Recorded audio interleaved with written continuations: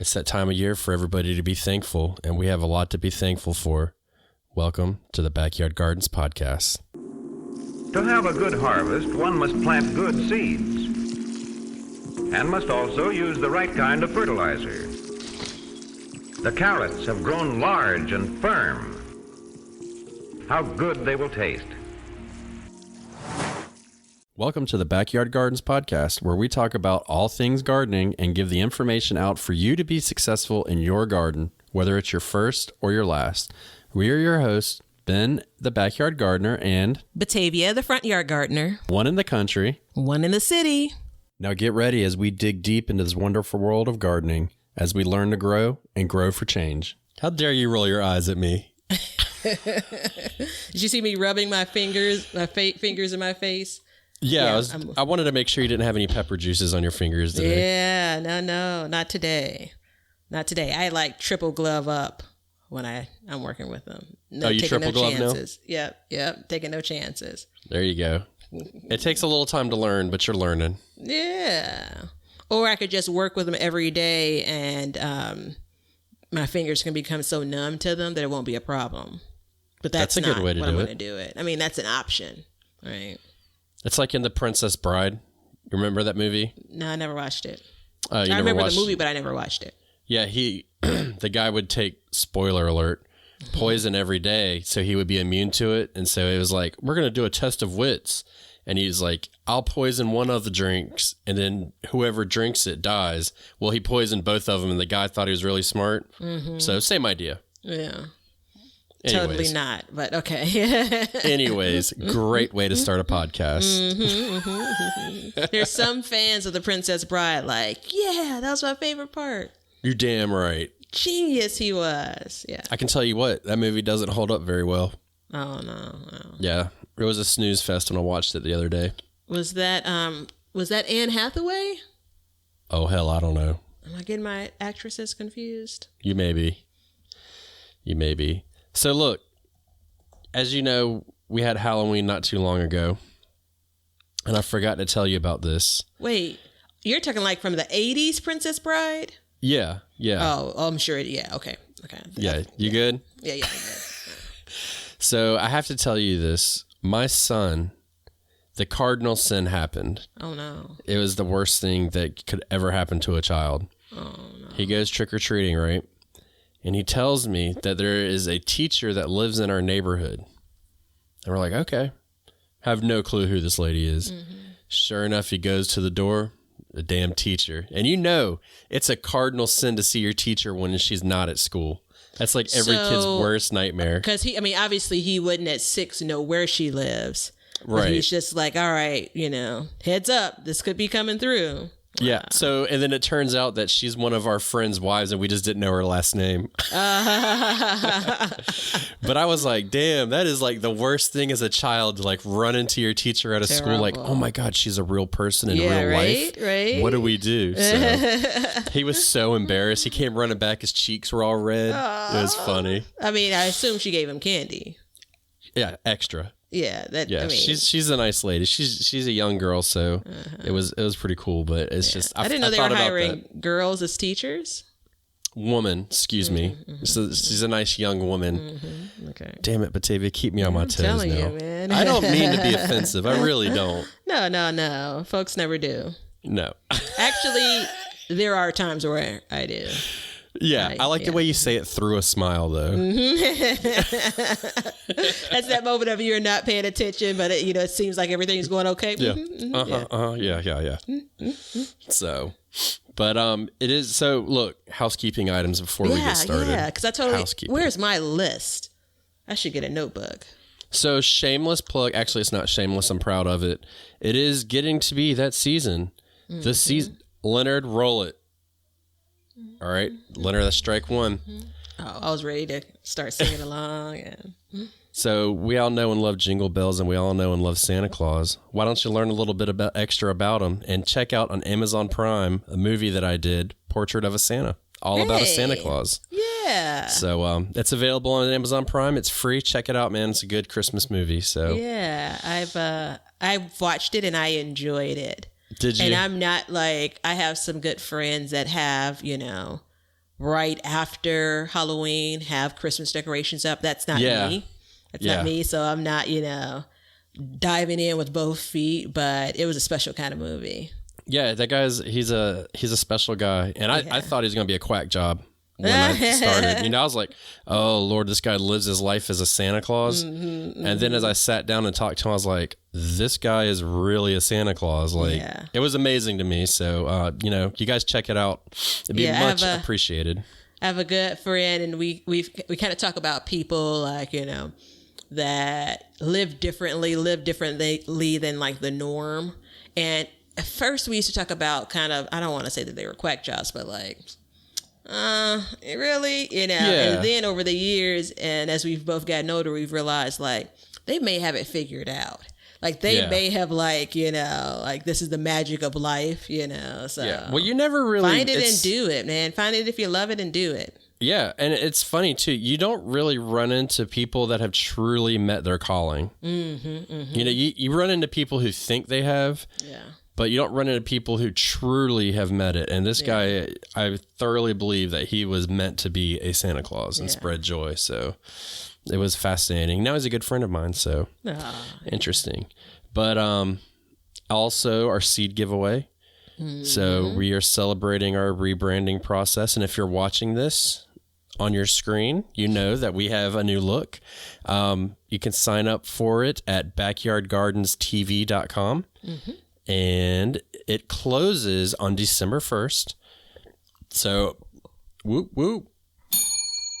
That's a very special day. So, and we designed that on purpose, but make sure you get your entries in, and we are going to get you started in your garden for the year. And we want to do it early because there's going to be more. Once you enter one, you enter all of them. So you're good to go. So for those that were watching, like you realize that whole thing was a square, and like a lot of devices are like a rectangle. I did a rectangle, didn't I? No, that's oh, so now you're getting way wide. You're making the adjustment. Nice job. You do geometry with your fingers. Yeah, you could watch. You jumped out there with it. You could watch us on your rectangle device or your square device. If you watch us on your square device, it's going to be kind of funny looking. So definitely do the rectangle ratio. But, and you can do that on Backyard Gardens TV on YouTube. All right. Hey, there you go. Yeah. Is there any other housekeeping on? Oh, and we have t-shirts for sale. So yeah, I'm looking forward to it. You see, I'm in a t-shirt today. You are? Yeah, man. It's, this is I don't care about the weather going back and forth. Like I live for it's 60 degrees today. And I had on a t-shirt and a jacket, one of my layers of jackets I normally wear. And I was outside, like doing like garden stuff. And I'm like, dang, Shocker. It's warm. Yeah. Like, dang, it's warm. And I came back in the house and I'd been cooking on the stove, and it's like, it's hot in here. And for a small moment, I'm like, maybe I should turn on the air conditioning. And I'm like, okay, oh no. nah. Yeah, it's not that hot. But, oh no. Yeah. My folks would not appreciate the idea of wearing something like a t-shirt. Like it's definitely too warm in your house if that's the case. Yeah. Once the seasons change, you're supposed to dress like that inside and out. So that's the way I was raised. Yeah. I almost put on a tank top, but then I thought that's just disrespectful. Well, it's funny you say that because as of now, available, we have t-shirts, tank tops, sweatshirts, and other Backyard Garden swag available for purchase. So in all seriousness, help support the podcast if you can. This ain't free to make, but it's free to you. But if you make a purchase, it does help us out. So check us out. You can find it in our Instagram profiles and all that stuff. And, makes good Christmas presents. So, and we have some creative garden organization stuff in there. I'll just leave it at that. So nicely done on that too. Great marketing terms. Great. I'll just leave it at that. But so we don't have a listener's question today that I know of. I haven't checked. Have you noticed anything on Instagram though, or any kind of social media that people have been asking about a lot? Anything like that? I have gotten a couple of questions, and it's interesting. This is not necessarily a question and answer, but I think this is like a piece of dialogue, right? So, that's even better. Some of the videos that I've posted lately have been focused on kind of one of my final harvests. Right. And it's like, I'm winning. It's like, I don't know who won the world championship in baseball. Who knows? I'm not going to pretend. But it's like, whatever that is, that celebration is, that's what it was in my kitchen. And so I think that leads people to think like, all right, what are you doing? So I've had a couple of questions regarding soil and amendments and fertilizer. And I think for me, I always pause because I'm kind of like, I'm not really doing anything special when it comes to that. I don't have any compost teas, and I don't do anything like that. And I don't knock it, but I'm not doing anything special in my mind. And I'm wondering, is it just kind of that's your starter question? Or is you're thinking you only get kind of what I have through some special thing? Does that make sense? Yeah, it does. And you add compost every year, right? Over the last, the last 3 years, yeah. I basically add compost every time I'm planting a new in a bed. So you don't go through in the fall and just add compost on top of your beds or anything? Last year I did in the front yard. Boop. Leonard, did you beep that out? Damn it, last year I Leonard. did it in the front yard. Tighten up, son. I didn't do it in the backyard gardens. And I just did it in the spring. So, I mean, but you had like shredded leaves and stuff as mulch and stuff like that, right? So In the front yard, yeah. That's compost. I mean, that will turn into compost. No, in the front yard, but not in the backyard. I left the backyard bare, if you will. Like I had wood chips on it last year. So I ran out of steam by the time I got back there, by the time of the year it was. So I prepped and put the garden to bed properly in the front yard. And I even added a bit as I opened the season up. Okay. So last year or this year for the backyard gardens, this spring, I kind of amended the soil with compost. But that is, and that's more than I've done in years past. Right. So I'm not taking it for granted. I do, it's feeding my soil. I think that is valuable. Do you find that it's better this year? You have had a better harvest this year? It's really, really hard to compare. Yeah. I think because these 2 years haven't been alike, So generally, yes, I had a better harvest this year. The front yard garden in particular was brand new last year. So again, it had brand new soil, if you will. I added compost at the time of planting. I think that the backyard garden, just based on the way I amped things up from a planting perspective, it led to better yields, if you will. Yeah. Because it's one thing that I think there's no smoking gun to why you would be successful. Except, now I will say this, I've grown in both northern climates and southern climates, and I have found generally so far that my northern climate garden, I would always produce better, but not as long because it wasn't as harsh in the summertime. Yeah, that's a good point. So, things kind of shut down in the summertime. So I found that was something that, and I was, it's funny, I was thinking about this the other day, when we were having our big, super long Master of the Minds meeting, and I couldn't figure out like how to bring it up, but there it goes. It presents itself. And in hour 8 of the meeting, you couldn't figure out a segue? Yeah, in hour 8, I couldn't figure, figure out like, is there an episode to talk about it or what? And there is, but, just kind of precursor to it is that I feel like in the cooler climates, and I see a lot of gardens. As most people that are listening, if you're listening to us, you probably follow other gardeners and you see other stuff. And, I tour gardens and stuff like that. And it, generally speaking, the people in the northern climates, their gardens are more lush and like vibrant and produce more. They just don't produce as long. So I think, and you also had like, quite a few tomato plants this year. I saw that. You had a pretty impressive amount of tomatoes there. Pulling off the plant. Yeah. Right. Yeah, that's absolutely the most I've ever had, but I planted more tomatoes than I ever planted. And there's the key. You planted them all. And then the other key behind that is, how many green tomatoes did you pull off? I mean, it's too much to weigh. It was almost a counter full. If I would have laid them all flat out, it would have been a counter's full. Right. And so you're not pulling off ripened tomatoes, you know. Well, that's so 2 points on that, though. Based on the time, the length, you know, it doesn't produce as long. And that's just basically because you're interrupted by weather changing.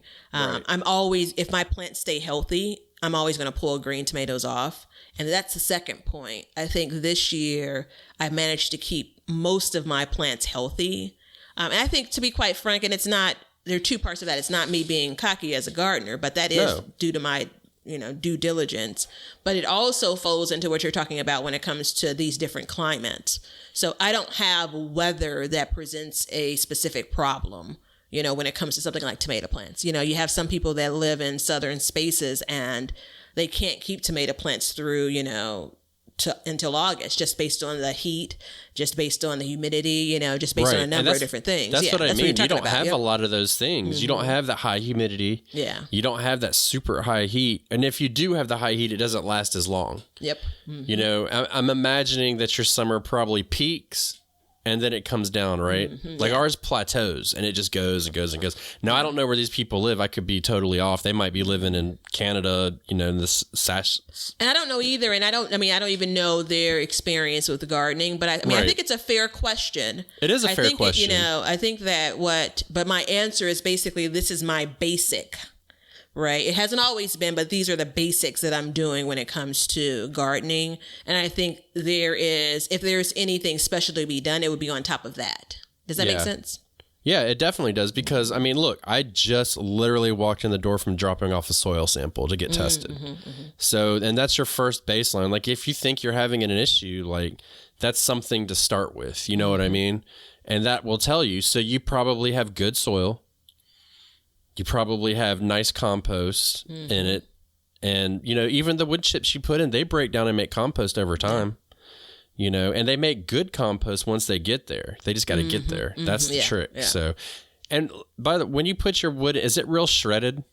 No, it's, or is it chunky? It's chunky, large enough where I kind of have to, if I ever go out barefoot, which I do occasionally, it's kind of like, I'm tiptoeing like, walking gingerly. Yeah, because I was gonna say, if it was like some of that really nice, finely shredded stuff, then that would add to it real fast. But I think that the wood chips, although it's controversial on this show, I do think the wood chips protect the soil as well. Yes. And while we don't have super harsh conditions in the summer, you know, the winter, it gets rough, you know, and that wears and tears on the garden, if you will. And your garden's been established for years, too. Backyard garden for sure, you know. Yeah. So there are... and that's where most of your produce comes out of, is your backyard. This year, yes, I'd say yes. There are 3 beds in the backyard that I gardened in those for 5, 6, 7 years before I did anything else. So and that's a mixture of native soil and soil I've added. So I think over the years, I've kind of unknowingly initially built on that. Yeah. And then once I became a little bit more aware, you know, I've added to it. I think in part, and I don't want to say there's really a such thing for me, it's too much, but I add a lot of the bagged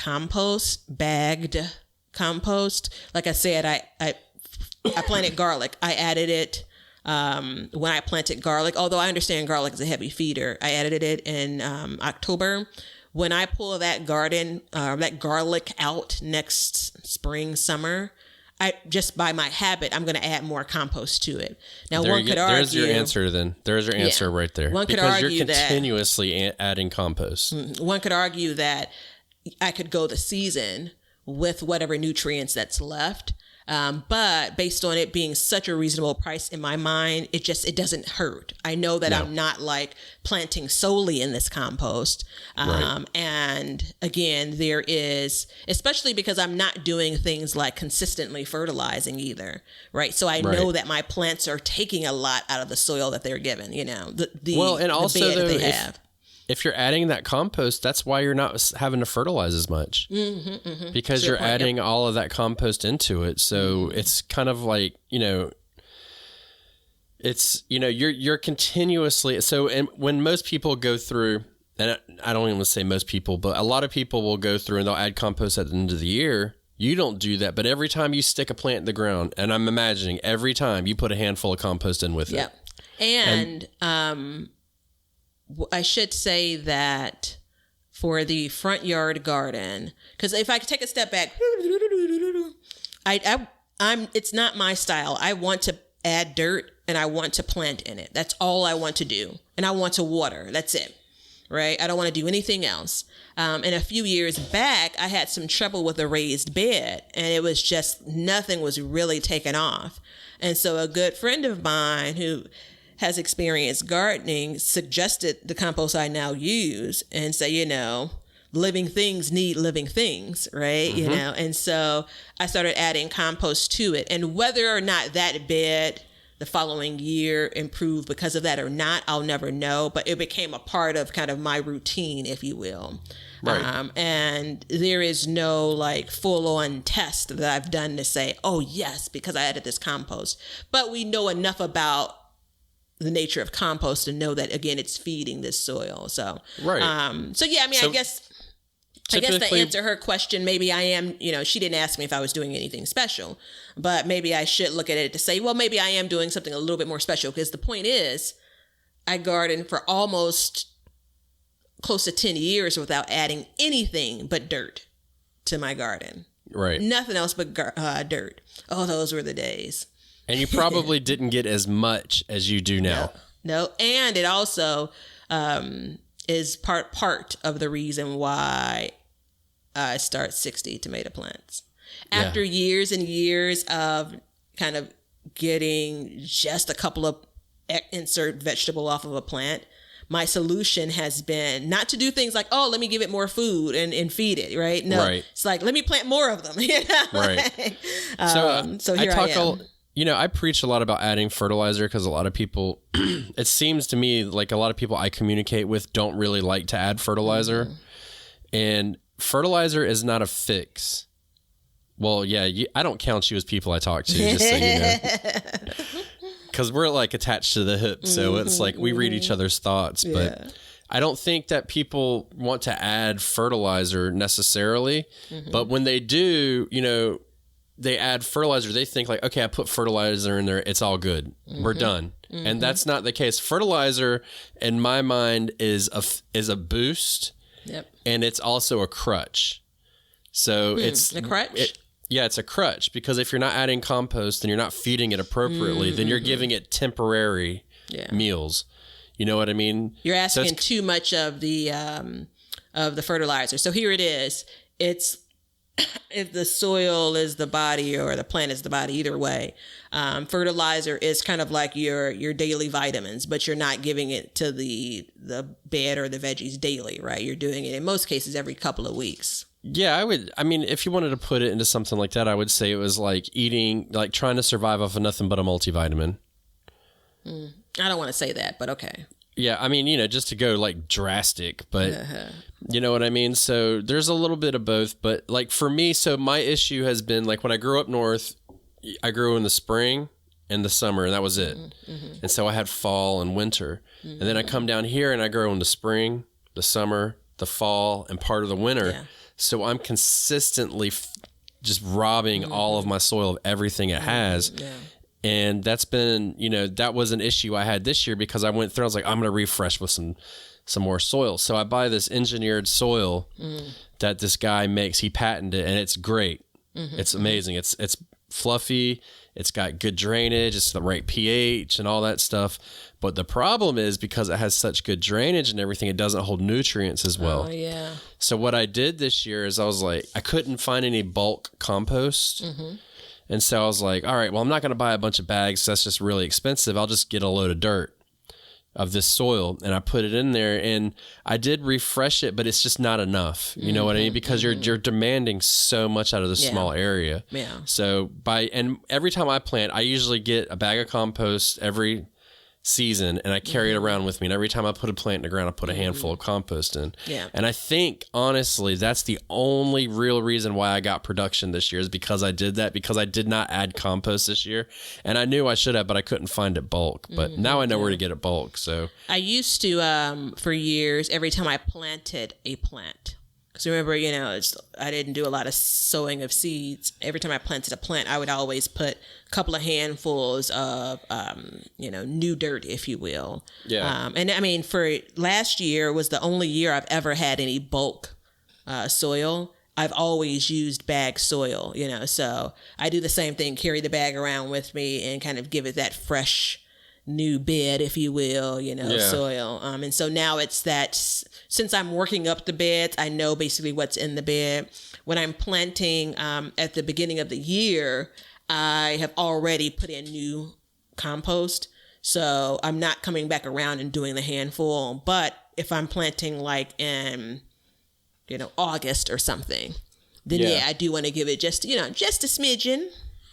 Yeah. I mean, it's important because, and I think one thing too, and this is where you were wrong, is you're adding more soil, Mm-hmm. Well, compost is soil. Yeah. Yeah.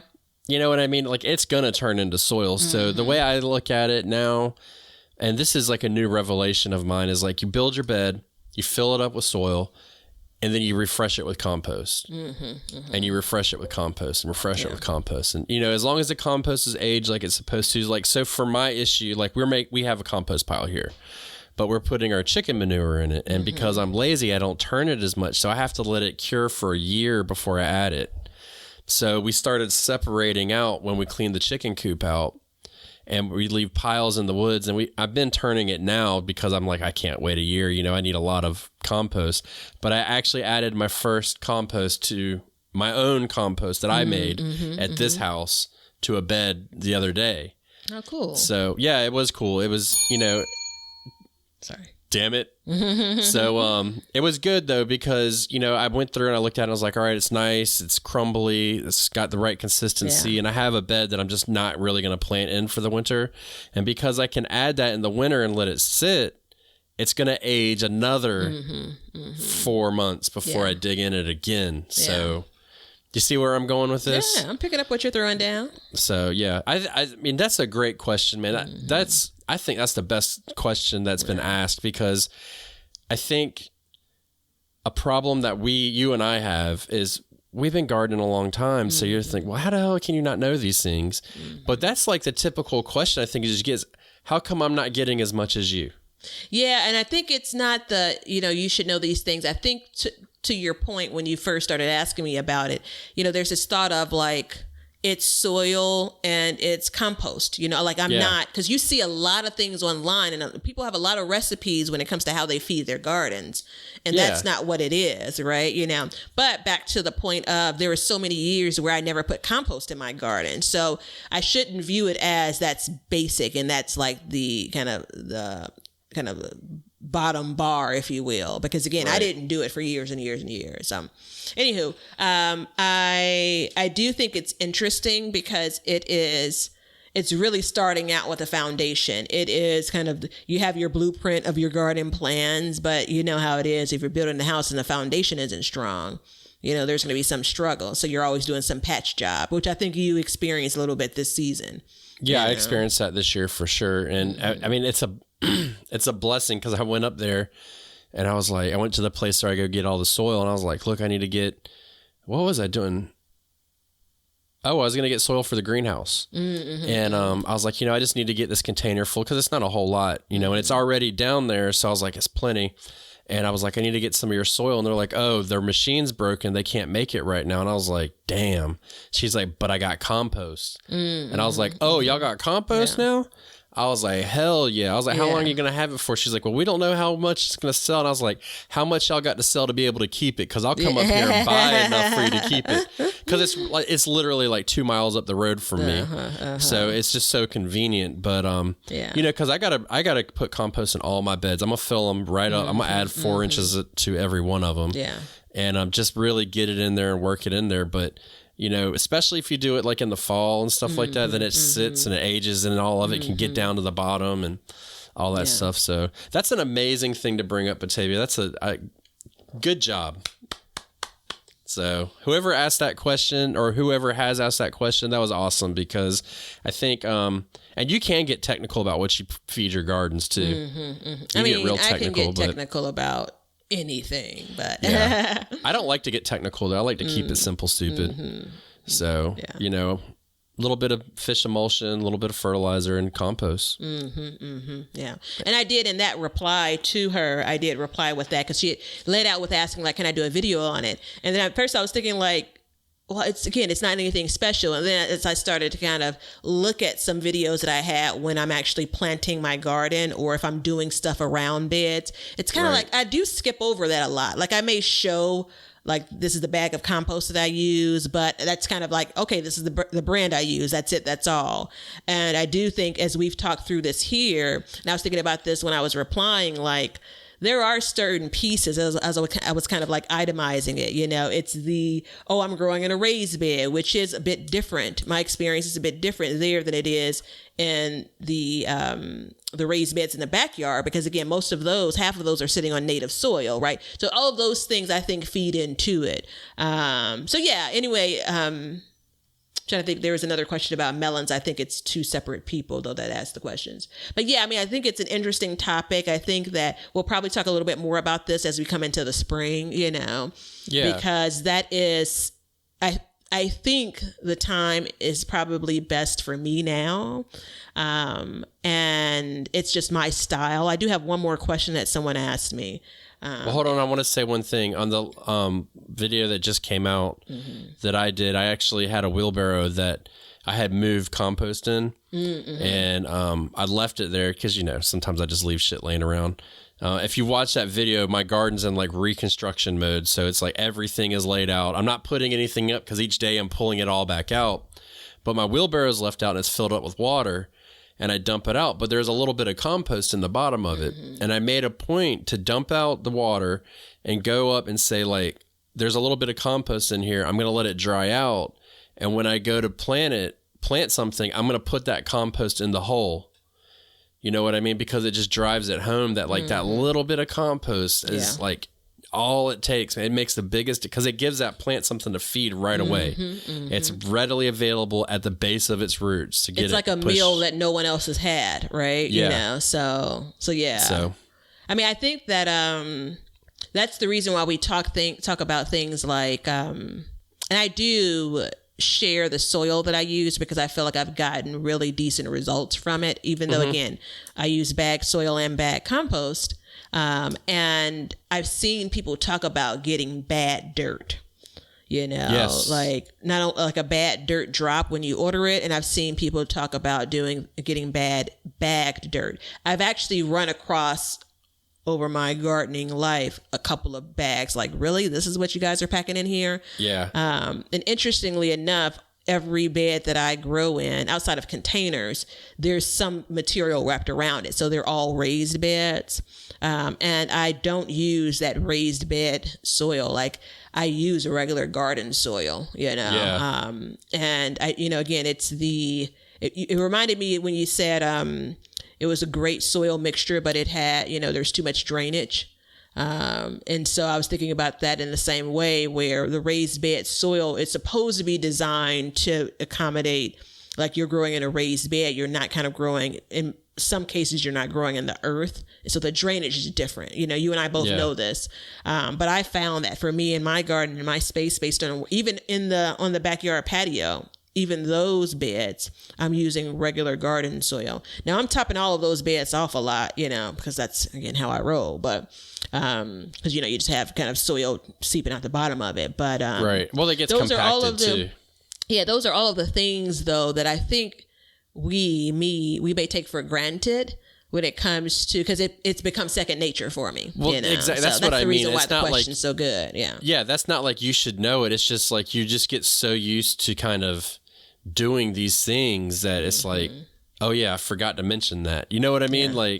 It's really hard, because I don't use any kind of special, like, raised bed formula or anything like that. Because I mean, the way I look at it too is like, look, you just gotta have dirt, man. Like, just get some damn dirt in the thing, and it'll work itself out. Yeah. You know, if it's not draining right, then add some stuff in there. If it stays too wet, you know, add a bag of sand. Yeah. You know, it's not rocket science, but it is rocket science, and I can see how it would be, like, very confusing, especially like somebody who just started and is like putting everything they can into this garden. Yeah. And then they see somebody like you or me, and you're just getting all this stuff out of it. And you're like, what the hell, man? You know, like, why am I not getting that? But yeah. And I mean, there are a lot of years where I did not get that. Right. And that's actually the thing similar to with you going to get your soil test. I think the biggest thing you can do as a gardener is observe that something isn't right about what's going on in your garden. And like, it's not going to correct itself. You know, things that we're talking about, like if you have your growing conditions, if there are issues, you need to work at it, you know, versus being wishful, you know, or hopeful that it's going to change. That if you take the time and like, let's say like my bed is just like, I knew last year that there was an issue, right? But I was like, it's so new. It was only 1 year old and it was woods before. If I would have went through and put compost on it and then grew in it this year and then put compost, I think over time it would work itself out. But that's you doing something though. Yeah. So, but I mean, it's like, how long are you going to work at it before you're like, you know, are you going to wait 10 years of putting compost and all this stuff in there? Or you know, is it better to get a test and amend it like it needs to be, raise the pH, lower it, whatever it needs to be, and then go from there, you know? Yeah. So, I mean, I think that I just started doing the math in my head about, I keep on getting the time that I should eat before we record wrong. Like I felt really good and I came in, now I'm just like, dang, we got a while to go. Like I'm like an hour and a half from like a sandwich. But anyway, your food schedule is jacked up. Dude, I mean, the way that my body clock works, my stomach clock works, it's just a buddy of mine said, you're not going to be right until the time changes in the spring. And I'm like, wait, so I have to wait until like March to get this all straightened out? He's like, yep. I'm like, damn it. I don't even want to talk about the time change. This shit makes me mad. Oh, yeah. So I think I made myself lose my train of thought. What was I saying? Actually, you want me to drop a piece of a knowledge bomb on you? I mean, you got your tinfoil hat? Sure. I like the idea that you are already saying that it's going to be a knowledge bomb. Let's see what you got. So, you know, when they did daylight savings. Oh, no, not back in the day, they said that it was good for farmers. That was one of the big drives for it, right? Mm-hmm. So think about it. If you go out and go to milk a cow every day, and then you go out there an hour earlier, what's that cow going to say? I ain't ready. I ain't ready yet, bitch. Come back. You know what I mean? So like that's jacked up. Like the whole daylight savings time thing is just ridiculous. There is some other concept around kind of the businesses and time that, you know, well, that's another conversation. I was talking to my mom today and she called me at 7:00 and she's just being rude because now she's all like, are you awake? Like that's her way of calling me a slacker. Like, you know, because a couple of times she's called me and I'm like, oh, I'm still asleep. She's like, you're still asleep? Because I'm an early riser. So this morning she called me. She's like, did I wake you up? And I'm like, no, you didn't wake me up, girl. Come on. You know?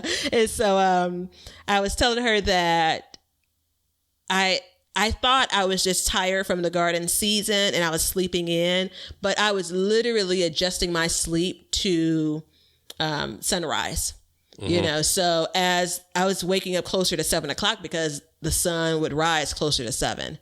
And now today, as an example, it's like 5:30 a.m. And I'm like swearing because in this case, I just got back to bed at 3:30. So like that, I'm wondering if the cows maybe make that adjustment. Like it's not because you came to water, but it's the idea of the sun is up. Who the hell knows? I don't. Well, it's just, you know, it's all so my son gets up and I'm like, you got to go back to bed, buddy. It's still a little early. He's like, then why is it so bright outside, Daddy? And I was like, well, the time changed. He's like, what do you mean the time changed? How does the time change, Daddy? And I was like, that alone is a reason to stop this nonsense. And I said, the government makes it change. And he was like, well, who says the government should let it change? I mean, you can't change time. And he was like, are we in a time machine? I was like, dude, you're 6. Go back to bed. Let's stop having this conversation. You know, I was like, this is crazy. Who is it? Arizona? It's Arizona and one more other place Hawaii. That doesn't. Okay, observe it. Yeah. Yeah, and actually, they're trying to pass it so it goes away now across the country. So many bigger fish to fry now, though. So. Yeah, come on, man. So, all right. So look, I know you have another question, but we can either keep talking about this or we can say what we're thankful about. That's up to you. Well, I'm going to hold the question, but I do want to give you a little bit of a story.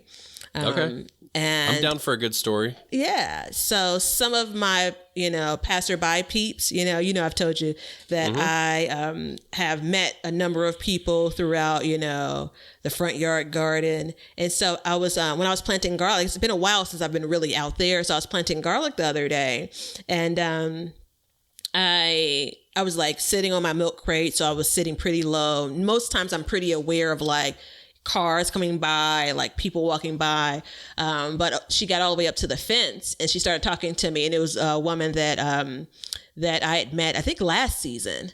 And so she was one of the people that I gave, who knows, count how many tomato plants to. And so she was just chatting with me. She's a teacher, really nice woman. We've chatted about kind of the state of schools in Chicago, yada, yada, yada. And so she commented on, she gifted some of the tomato plants, which was my intention. We talked about this, like, don't let them sit and die on your backyard, give them to someone else as well. And so for the ones she grew, she told me, she's like, I normally buy my tomatoes from the farmer's market, when they're in season. But I'm going to tell you, the tomatoes that I grew were the best tomatoes I've ever had. And, I don't wear garden gloves a lot. So my hands are dirty when I'm in the garden. And it took everything in me not to wipe my eyes. Because you know what that kind of thing does to me. I knew you were going to cry. Like, I was just going to say, how long did you cry for? And I asked her, I'm like, can I share that story with you on the garden podcast? And she's like, yeah, absolutely.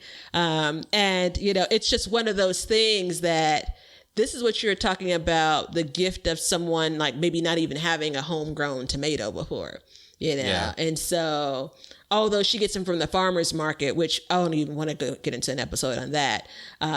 Clearly there's something that's different. Let's say that, it didn't have the love that I had as I nurtured those transplants. Yeah. It's a good feeling. Yeah. You definitely spent some time on some tomato plants this year, but it shows in your harvest, right? Right. I mean, I feel like for tomato plants, right? I haven't sorted out next year's plan. But it's quite possible. Yeah. Yeah, it's quite possible that I can.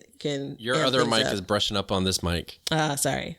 Everybody in the car is probably like, what in the hell is wrong with Batavia? Yeah, I know. I finally figured out how to adjust my microphone, the big microphone, and now I'm all like, I'm knocking it against everything. Maybe it was better the other way when it was crooked, sideways. Well, so anyway, in some ways it was. That's a story, and that ties into the idea of being thankful. So I'm just going to jump in because why not? Yeah, I mean, do it because there's a lot of things to be thankful for. Yeah. 42 minutes into the episode, we get Absolutely. onto the subject. So one of the things has been the ability that I've had to kind of gift other people, things that are connected to the garden, whether it's something from my garden harvest or it was earlier in the season. Like I actually know people that I chat with that I connected to through the gift of a pepper plant, know? And so we've talked about this over episodes when it comes to so many opportunities to, kind of share your garden, if you will, with other people. And I'm really thankful that I had the courage, if you will, to kind of step out and step things up, this year. And, I wouldn't take back starting 60 tomato plants because again, there's a chance that if I didn't start 60, I wouldn't have offered them to her, Right. And here you are with someone that's had such a good tomato experience. And, I'm trying to convert everyone to be tomato lovers. I'm going to guess she just thought tomatoes were okay, but now she's like, the world must eat tomatoes. There's a difference between a store-bought tomato and one you grow. Yeah.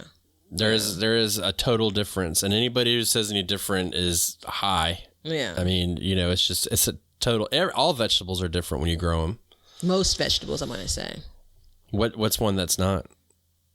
I knew you were going to ask me, and I just didn't want to be absolute in that, but I don't have one on the top of my mind. Yeah, I haven't come across one that tasted. I'm going to tell you one thing though. Besides my wins with melons, one of the best things. I feel like, and they're more expensive, I'll never buy a red pepper a sweet red pepper from the store again. No. Now I may buy green peppers depending on the season, if I don't have any more, locked up, frozen up, or whatever have you. But this is the second year that I realized how good a red bell pepper is, like truly sweet, I kind of feel like I haven't done any research, but I kind of feel like because it's not a hot pepper, it's just been called a sweet pepper, because there are a lot of peppers that ain't sweet. And I say that based on my experience with a lifetime of store-bought peppers. But yeah, man, if I could cut off a thing when it comes to like, I'm waiting until the garden season to eat it, it's going to be that. So I think that it's amazing to eat a bell pepper right out of the garden. Yeah. And in particular, I'm calling out, red bell peppers because, a green bell pepper will get red. I'd like to say if you let it. Right. So it's a definite different taste. It's more mature. It's at its most mature state when it's red. And you can tell the difference, so. I agree with you completely. That's, I went to a farmer's, not a farmer's market, but a farm stand one time. Mm-hmm. And the guy was sitting there and he's like, "You want a piece?" And I was like, "Man, I'm good." It was a bell pepper. He's like, "Go ahead." I was like, "All right." He's like, "If you don't like it, everything's free." Same guy with the husk tomatoes. Remember I told you about that? Same guy. Mm-hmm. I ate it and I was like, "Damn it, that's good." And he's like, "Now you got to buy 5." And I was like, "All right, I'll buy 5." Yeah, right. Because I didn't have a big garden then. We had like a couple pepper. I think I actually only had like one pepper plant or something. I was like kind of testing it out a little bit. Yeah. But I was like, "Damn it." So I went, and I bought 5 for 50 cents each. They were so cheap. So yeah, because you buy them at the store. That's craziness. I rarely buy them at the store because they're so freaking expensive for us. Yep. That's not worth it to me. And, it almost, there's a texture thing that you get from bell peppers, but the flavor that recipes intend for you to get from that bell pepper, you're not often getting from a store-bought bell pepper. No, you're not. So I intentionally, and that's something that people commonly ask me about, like last year when I was giving, produce away. People, ask about bell peppers, and shoot, because again, it's expensive, and I'm like, it's a high commodity. I'm like, I ain't got them to give, Yeah. And so this year, obviously not knowing what would happen with the pandemic, I amped up the number of peppers that I grew. And to be quite frank, I didn't have a whole lot to give away either, No.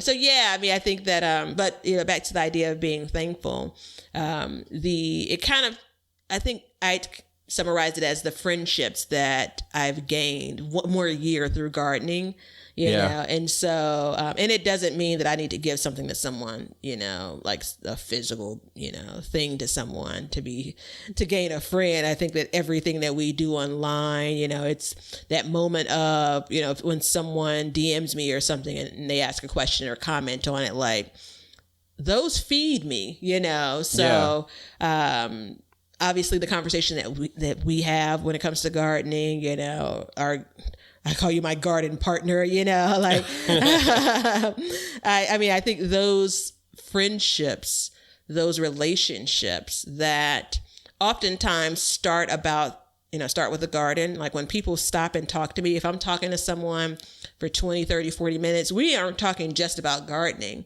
That's just a jumping off point, right? Yeah, that's how it starts. Yeah. And so it's the same thing when we have conversations. It's kind of like an hour 3, like we've not talked completely about gardening and all of that time, so it's a bridge to connect you with people. So I'm very thankful for being open to those relationships, being able to feed into those relationships.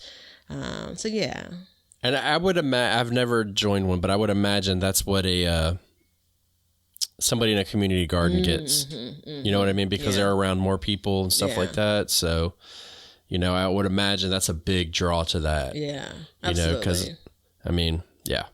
So, and mine's along the same line. Like I am thankful that I was allowed to produce food to donate to the food bank and to give that people that need it. That was, every year we do it.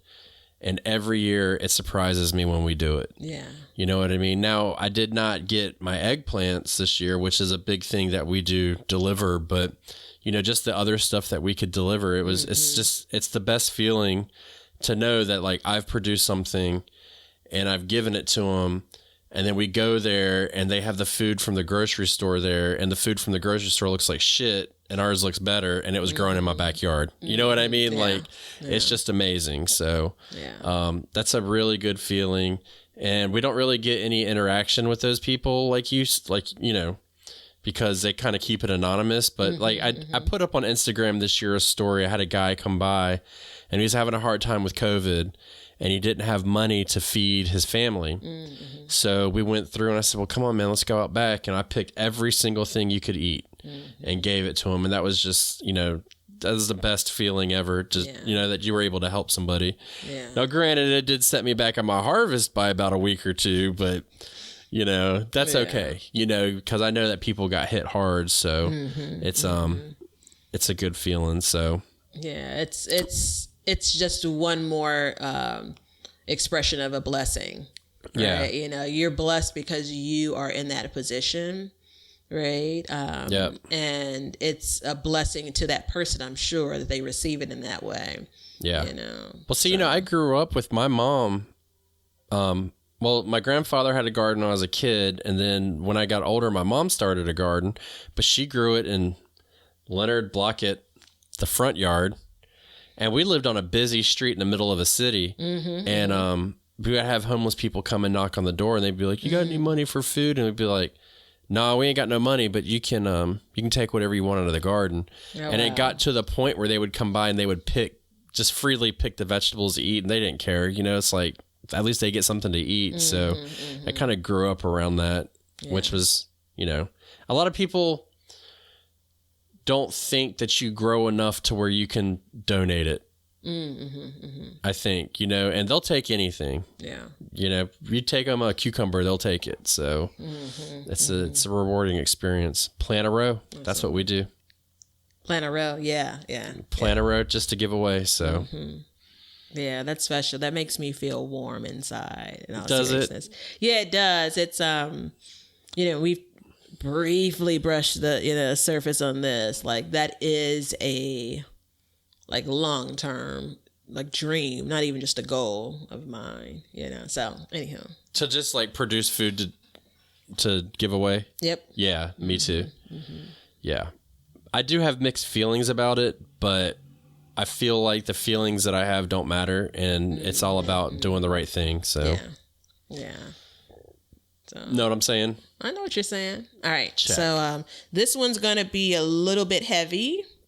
Oh, come on. Yeah, but I'm gonna mention it, and I'm going to just say that the way gardening has been healing for me this year. I really leaned into it and leaned on it, depended on it, if you will. And I think I've been thinking about it, I feel like I guarded my way through grief. I feel like I guard my way through the impacts of being socially distanced from, so many people, life being so different. I think I guarded my way through just watching the world be turned upside down, and I'm thankful that I had gardening to lean on, and I've really had been worried about kind of as the garden season, is kind of winding down in the previous state. I've been worried about it, and I've been thinking about, everything that I was kind of using gardening to help me cope, not get over, but help me cope with.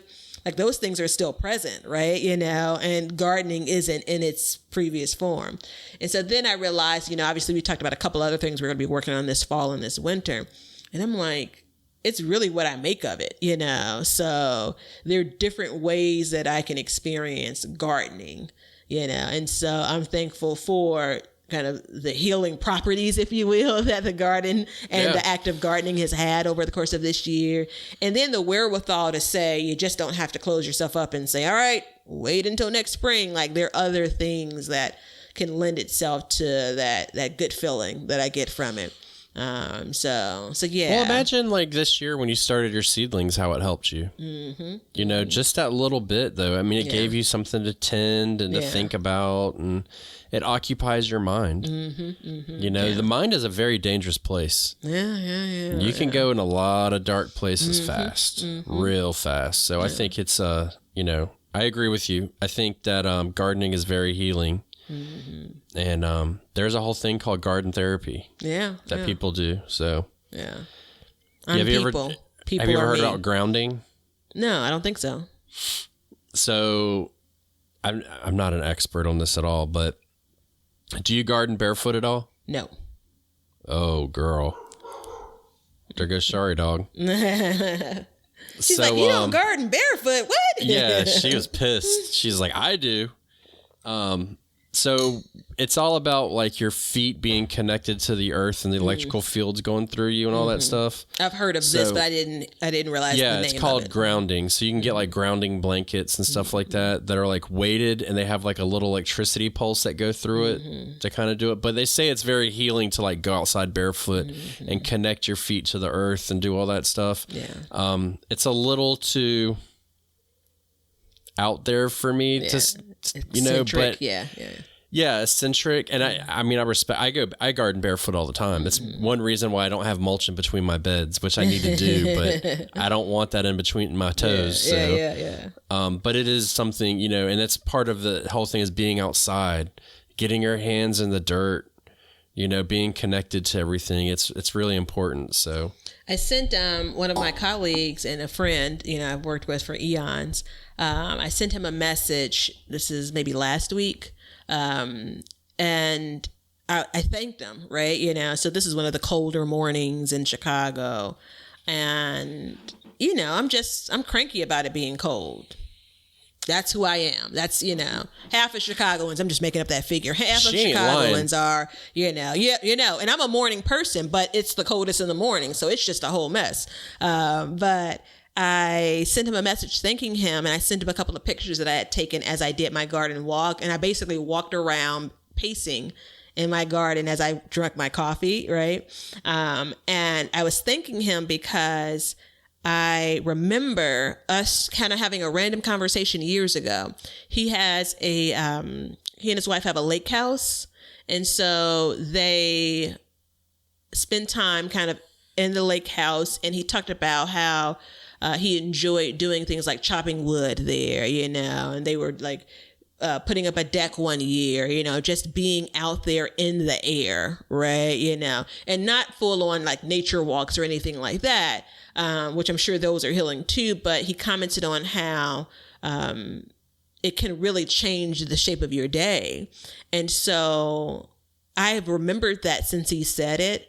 And there are moments when I come outside, and it doesn't happen every time I'm outside. It doesn't happen every time I'm in the garden, but there are moments where I pause and I hear his voice in my head going through that. And it's because I feel that kind of something washes over you, like you feel your hands in the dirt, right? You feel the fresh air versus the stale air that may have been in your house. So the other morning, I, you know, layered up because, you know, that's how I do. Had on my hat, had on my 3 jackets, no socks. Did you have socks on? No socks, okay. Still no socks. No sock alert. And as I walked outside, you know, it literally turned my morning around. And it was exactly that. I wasn't even doing any work in the garden. I was just looking around at things, you know, observing some things, but it was the air that was outside. You know, it was there's still things that are growing. It was wait, is that a little bug there? You know, so all of those things feed into it. So I definitely get the idea of, you know, that kind of electricity that's coming through you, that connecting with, you know, nature. It sounds so cliche, I know, but it's connecting with, you know, that outside element, something that isn't just you, right? So yeah. It's not cliche. It's not cliche because we are not meant to do what we do now. We are not meant to be sitting in front of computers recording our voices for people to listen to when they drive their cars going 45, 60, 70 miles an hour or whatever they're doing. That's not what we're meant to do. That's what we do. but we were not created to do that. You know what I mean? We were created to be outside and to be, you know, I mean, think about it this way. If everybody grew their own food, because that's what we're supposed to be doing, and there wasn't these big farms, which I know civilization wouldn't be anywhere near what it is. But if you think about it, like, everybody would look at everything completely different. You know what I mean? And I think that's what makes gardeners so special, because we all know what it takes to grow a garden. We all know what it takes to produce food, and it's not an easy job. Yeah. You know, I'm not convinced. Like, generally, the dreamer in me says I want everyone to grow something. But I'm not convinced that, like, if I had an abundance of wishes, that would be something I wish for. My grandmother, like, I probably was in my early 20s. She told me everyone has a job. Like, there's a job for everyone. Right. And it was said in light of never look down on someone for, you know, what they do with their time, you know, how they make a living. Right. Yeah. Like, you got to think about there are things that need to be done and someone needs to do them. And I've been thinking about that as it relates to gardening and any other hobby. I think that while we're not in a place, thankfully, that, you know, all of what we eat we're leaning on the garden for it, like, as a civilization, like, luckily that's not where we are. I do think that there is power in finding joy in what gives you joy, you know? So I think that, I feel like there are people that could give gardening their all and it just not float their boat. And I think that has to be okay, you know? So yeah, no, I don't expect everybody to grow their own food, but what I'm just saying that, like, as gardeners, being in touch with where food comes from is very important. And I think it's very, you know, using the term differently, grounding for us, because you know what I mean? And then you get it's like a whole mental game. Like, you know, you said it helped you through a lot of problems. Of course it did. You grew it, you took care of it, you went all the way from seed to table on this, you know what I mean? And you're not going to do it. Nope. My nose is getting all hot and no, you're not going to do it. But I'm just saying, like, that's why it's a healing process for people, because there's a lot of things that we do that we don't complete. You know what I mean? How many times have you started a project and not finished it? You know how many half-written spreadsheets that I have? Yeah. You know how many movie scripts I have written that will never see the light of day? I got a whole book right here that's just never going to see the light of day. Some shit that you would be like, damn, that goes through your head. And some stuff is like, yeah, it's a really good idea. So, I mean, it's just, but then when you go through and you finish it, then that's just, I mean, that in itself, it can be anything. It's like doing a puzzle. Yeah. It's so profound, though, when you stop and pause, where there's so many things in our lives that are interrupted. You know, and it weighs on, you know, me in some instances. It used to be really hard for me in my work, where it was like so many projects that were shelved, you know. It's kind of like, well, can we ever get to the end of this? And you know how sometimes, and I know you've experienced it in your work, sometimes you're just ready to be done with it. Like, it may not even be what you wanted it to be, but you could at least say it's done, right? You know, you just want that closure. And there's something about that. I don't know that I've looked at it that way. As you're talking about gardening, that gives you, of course I have, because you see people say things like the sense of accomplishment that they get from, you know, here is a pepper, you know, here is a single tomato.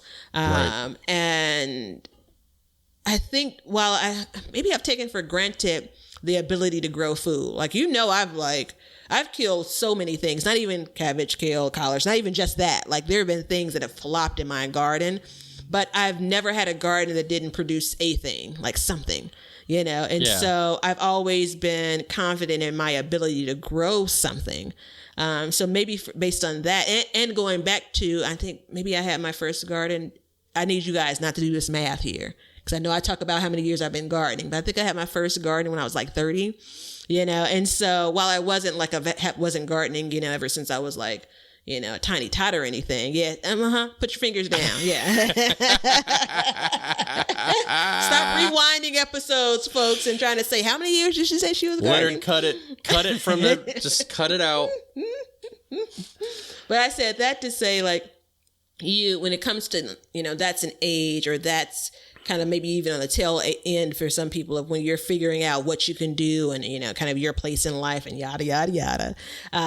And it was a success the first year. Like, and success is a tomato, a success is a cucumber. And so I've always just wondered about like how big I could get when it comes to gardening. Like, I've always been confident that I can grow something, not everything, but something. So, I think that going from the start to finish, I've never looked at it that way, which, gosh, I can't wait to re-listen to this one. Yeah, it's going to be an interesting one. And soak in that little bit of that nugget there. Yeah. You know what? Speaking of nuggets, it's time for the recipe of the day. This episode is proudly brought to you by San Diego Seed Company, a company that is dedicated to providing organic heirloom varieties of seeds for your small urban farm. That's right, you heard me. You are a small urban farmer. You provide food for your family and share with your neighbors, and they are dedicated to providing you with the best seeds for a bountiful harvest. Check them out at sandiegoseedcompany.com or on social media at, you guessed it, San Diego Seed Company.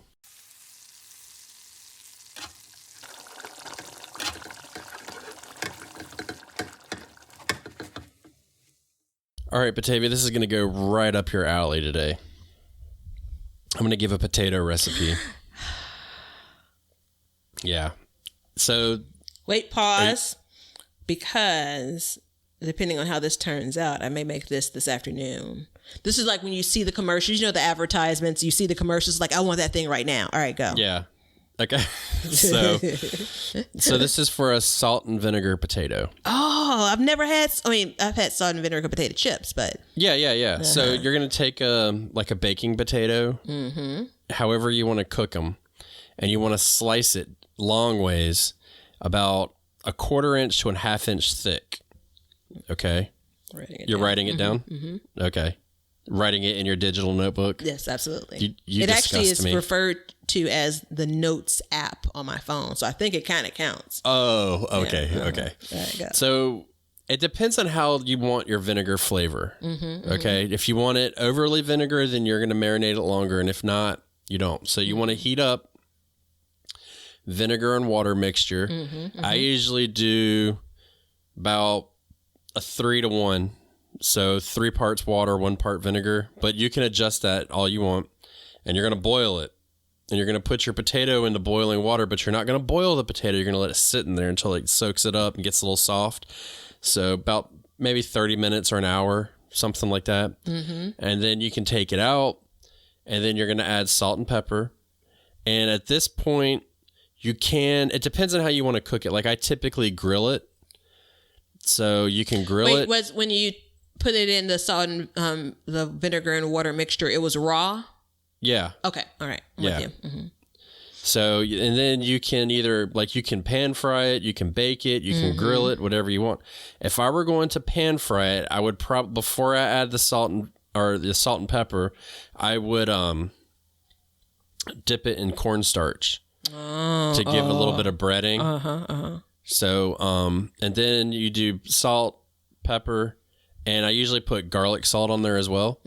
So, little trick is, if you don't have garlic salt is nothing more than salt and garlic, and it's more salt than garlic. So you can adjust it to however you want.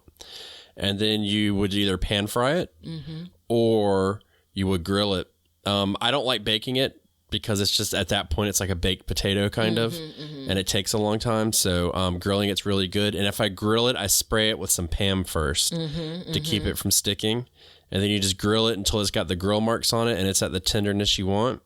And you flip it, do the same thing. Bada bing, bada boom. Nice and simple salt and vinegar potato. I don't understand how this has never occurred to me. Yeah. And I'm not one to blame others, but I feel like I should be blaming someone for never bringing this up to me beforehand. Yep. And so. Now let's talk about vinegar. So let's not talk about vinegar because we need to wrap this episode up so I can try this. Well, quickly then. So I like to use pepper vinegar. Oh, I've never heard of pepper vinegar. Yeah, you take your hot peppers and you stick them in vinegar, and you got hot pepper vinegar. You're such an ass. Why am I an ass? That's what it is. So, All right, I mean, on. I typically use that. I've used malt vinegar as well because if you ever put vinegar on French fries, malt vinegar goes on there. So I've done that as well. What part of the country is that popular in? It's across the pond. Okay, yeah. So yeah, that's a British thing. So, but it's really good. So, and if you don't know, and now you know, I eat simple. So we spend more time eating our food than cooking it and cleaning it is the goal. Good for you. So that's part of that. Oh, so I it's can't nice wait to and try simple. this. Yeah. Yeah, it's good. So, but make sure that you get that mixture hot first. You want to bring it to a boil and then just drop them in there. So, yeah. The key though is I may have to wait until the morning to try it. Eat it in the morning? No, prepare this in the morning, because the idea that you wanted to sit on the stove and soak for, that's prime nap time for me. It's pretty hard for me at this time of day as we kind of wrap up. We're in the afternoon going into the evening. It's almost impossible for me to prepare this, let it sit on the stove and not sit on the couch.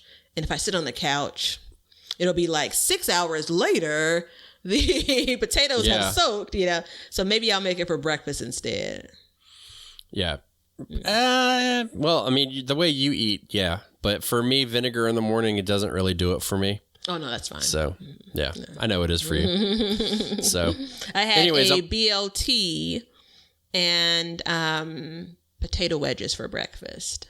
Yeah, so BLT could be breakfast food easily, though. I think so, yeah. I think so. Yeah. How dare you eat that pig? I'm distraught about that. How do you know that the B was for bacon? Because that's what a BLT is. That's what they say it is. Bologna? No, it was bacon. I'm just giving you a hard time. First of all, you're full of bologna, and if it was bologna, it was still So, anyways, I want to give my my last thankfulness, and in all seriousness, my thankfulness is I'm thankful for the show. I'm thankful for Batavia and everybody that follows us. You guys this year, it's been a really fun season to watch everybody grow, to learn about everybody, and to kind of just keep, like you said, the community, We made a lot of virtual friends in a year where, quite frankly, you couldn't be around a lot of people, and a lot of that flourished during the quarantine. So, and it's just continued on. So, our regular listeners and even you new listeners, even though we haven't heard from you yet, but we know you're out there. We can see that you're out there. Yeah. Yeah. We can see that you're listening. So, but I'm thankful for that. And it's been interesting. I never thought I've gardened for years and years and years, and it's always been like this quiet thing. And everybody's always like, you have a garden? That's crazy. How much is it to garden? How do you do it? Da, da, da, da, and it's like, now that it's like out in the open and like communicating with other gardeners, it's taken it to a new level, and I've thoroughly enjoyed it this year. So it's a beautiful thing. So new friends all over the world. Yeah. I think all over the world. Yeah, all over the world. Yeah. Do you need to wipe your eyes, Batavia? I see you. No, it's I'm just gonna blink fall this apart. away. Don't fall apart on me. Yeah, it's been good. It's not anything this time last year that I even thought about. I fathomed, and I was thinking about like the idea of.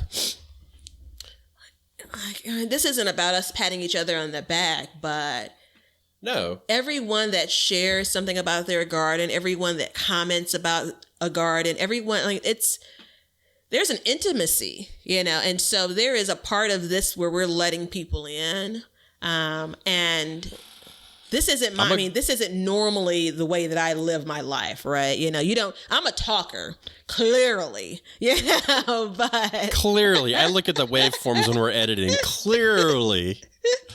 But there is a part about being vulnerable, especially with something so special and important as food, So when I think about, I didn't realize the garden community was what it it is, until last year. And so then like I look at this now, and remember I was like, wait a minute, it's a movie about gardening, remember that? Like, what the hell are you talking about? Yeah, I don't quite get it. Like, I've obviously watched things like makeovers, like garden makeovers, and I really, when we started talking about what it really was, and I'm like, of course it is. Of course it is, right? This is like the missing piece for us. But yeah, I mean, I wanted to kind of babble my way through drying up my eyes. You did a good job. It's been a special year. I concur.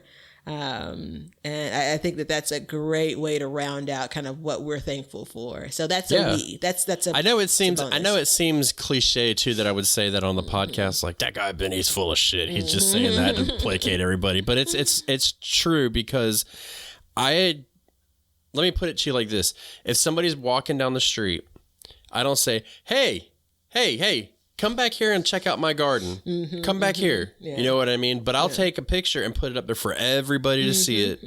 As many people as Instagram will let see it. That's, but I don't do that for everybody else. So, and I mean, that's not like, it's easier because it's digital and I'm not like, hey buddy, you want to come check out my garden? And be like creeper status. The digital world can be a not so nice place. And that's another thing about. You ain't lying. Yeah. That's another thing about the garden community. A few times. Yeah.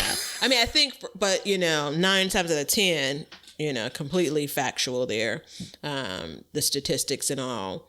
There are. Oh yeah, we've done studies. Yeah. There's positive feedback. Yeah. And so I do think that, especially for something, another person commented recently around, it's funny how one person can grow one thing with no trouble and another person has struggles with it and so on. So I think she commented on, I can't wait. By the time this airs, there will be footage of what we believe to be the first carrot ever at Be Better Garden. So she commented about how she can grow carrots with, in her sleep. But she's never been able to get winter squash to grow, And so I think that it's one of those things where else besides the community garden do you get that interaction, You don't. That's just one more layer of it being so special. You don't. And I mean, you can sit there and you can grow in your yard for your whole life and never talk to anybody about it, except for the people you buy the stuff from. Yeah. And that's fine. I mean, we all know, and that's part of the reason why I like gardening is because it's very independent. I don't have anybody out there bothering me. Typically, my wife's not out there getting on me unless I didn't do something. And even then, she's like, oh, he's out there getting food. We're good. Yeah. I'm spending time with my son, but half the time he's out peeing in the woods or something. So killing weeds. Yeah. I mean, I think that hashtag self-care. Right. Yeah. I'm going full in on it. Like there are moments of that. And I think especially because I'm going to be real frank, especially because it's not survival for us. Right. Yeah. So I think that makes a big difference. And that kind of folds into some of the joy. But yeah. I mean, I think it's such a great note to be thankful for and to end on. So nicely done. Yeah.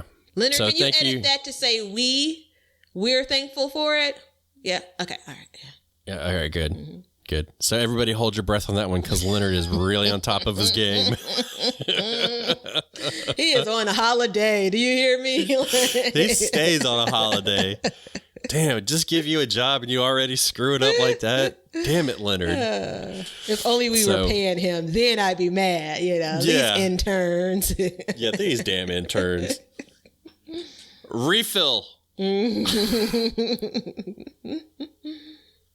So look, that's my sappy moment. Yeah. I'm tapped out on that one. It's funny. We spent half of the time talking about compost. Which is a hot subject. You're such a goof. If someone had a script for us, you know how much of a wreck this show would be. Like the idea that I hadn't shared the question with you top of mind. It was something I had been thinking about. I got it yesterday, right? And again, it was not even kind of a question, but kind of, sort of. But that's how it is, man.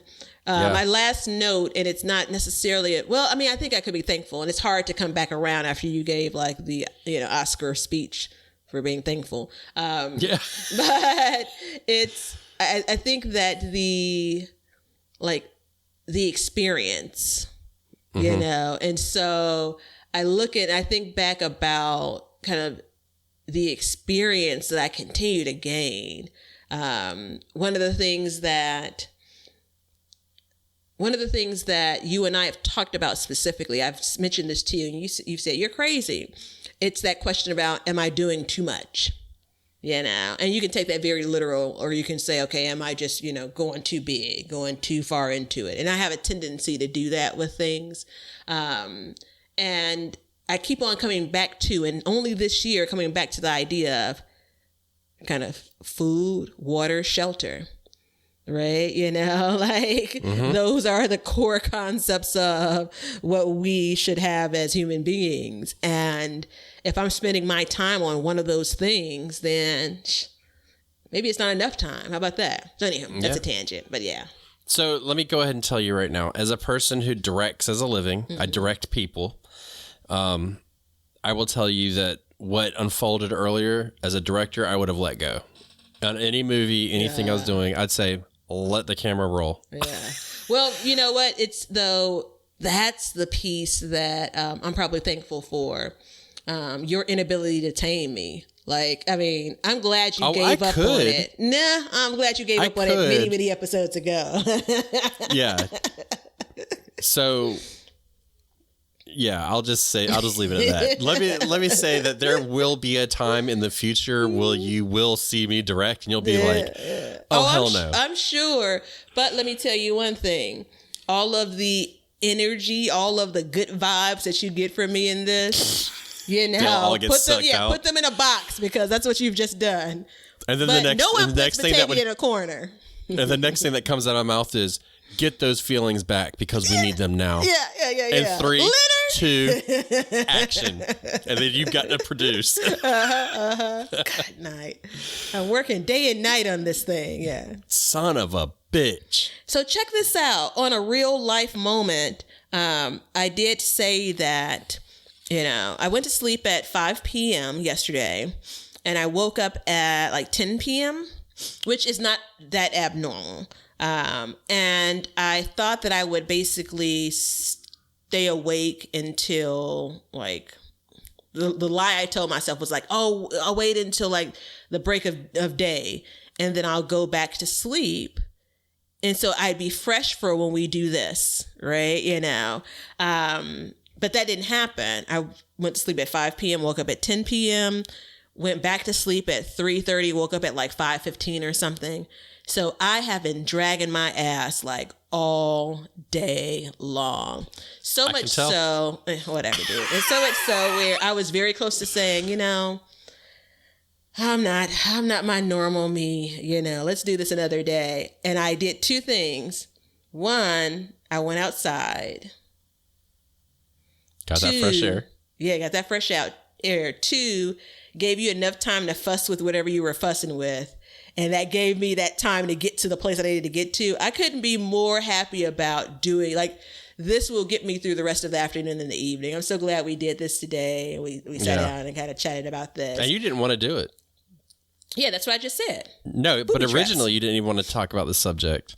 Oh, yeah. Well, my list, actually, I'll talk to you offline about my list, has a couple of other things. Oh, Lord, here we go. And that's the reason why, because I was going to take us to a different place, and that's the reason why I was kind of like, oh, Lord, Leonard, where's the box of Kleenex? I'm not willing to come to terms with this just yet. So, yeah. We'll save that for the special edition of the Backyard Gardens podcast. A little deeper. No, that's all I got, man. That's all you got? That's as deep as you can go? I see you there. I see that direction you're trying to give me. No, you take it the way I gave it to you just now. The worst actor ever. Absolutely, man. You be cussing at everybody on set. It'd be horrible. There's no way. You say again?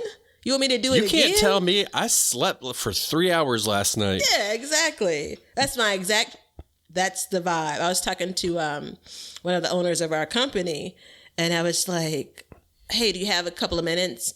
And that's a lie. Like, there's never a conversation with me that's a couple of minutes. So I mean, when you he ain't said, lying. yeah, when he said, yeah, it's like you knew that it was gonna be longer than a couple of minutes. But I was rounding it out because I'm like, and we have all of us at the company I work for have a really great working relationship. I said, all right, I'm gonna wrap up. I got another hour of work. I'm gonna take a nap. I was like, and then, I'm going to get on with my day. And luckily I didn't take a nap either because while it seems like that'd be a good idea, it wouldn't. All right. So now I'm rambling. I think you need to direct us to the end of this show so I can decide whether or not I'm going to have my salted potatoes or not. I may actually. I'm feeling good. I feel like there's some endorphins. You jazzed? They're happening. How long do you think I got on them? Wait, 45 minutes? 5 minutes. Yeah. They come and go fast for you. Yeah. Well, I appreciate you, buddy. Yep. So look, everybody, thank you for listening to us. Check out on Amazon Prime, Portrait of a Santa. Check out our t-shirts and all that fun stuff. You can get them through our social media profiles. Check us out in all of our usual places. We thank you guys. We love you guys. Be happy. Don't let the cold weather get you down. Get ready for the holiday season because it is upon us and we've got some fun things planned. And we have a seed giveaway, so go check that out. And until next time, we'll catch you guys later. See ya. Thanks for listening and hanging out with us today. If you want to continue the conversation or just see what we've been up to, feel free to follow us on Instagram at Backyard Gardens TV. And we'd love to see your gardens and what you've been up to. So tag your photos with hashtag BYG Podcast, and we'll share them and help you out with whatever kind of issues you have. We love seeing what you guys are doing. And if you want to see some videos that we were producing, you can follow us on YouTube at Backyard Gardens TV. And we'll be posting clips and podcasts and recipes and vlogs and greenhouse stuff and all that good stuff. Everything to keep your garden soul happy. So head on over to our social media pages and give us a like, a follow, and a subscribe. And until next time, learn to grow for change. And we're going to call this one a wrap. Now you know why people feel like celebrating at harvest time. All over the world, people have feasting and good times when the crops have been gathered in.